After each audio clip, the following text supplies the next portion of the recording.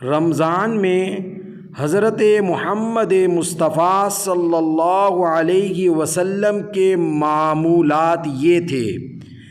صحابہ کرام فرماتے ہیں کہ جب بھی رمضان المبارک کا مہینہ آتا تو ہم رسول اللہ صلی اللہ علیہ وسلم کے اعمال میں 3 باتوں کا اضافہ محسوس کرتے تھے۔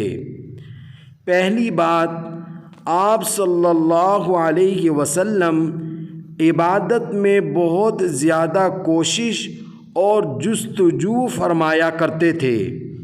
حالانکہ آپ صلی اللہ علیہ وسلم کے عام دنوں کی عبادت بھی ایسی ہی تھی کہ آپ کے قدم مبارک پر ورم ہو جایا کرتے تھے، تاہم رمضان المبارک میں آپ کی عبادت پہلے سے بھی زیادہ ہو جایا کرتی تھی۔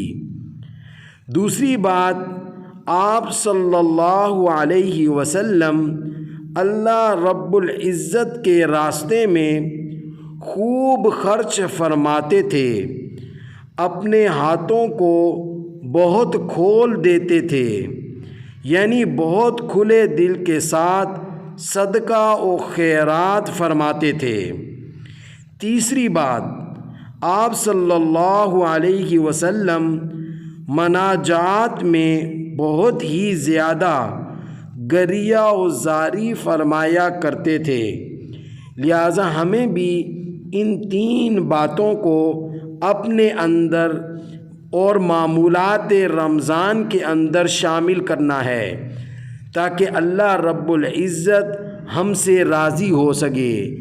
اللہ رب العزت مجھے بھی اور آپ کو بھی اس پر عمل کرنے کی توفیق عطا فرمائے۔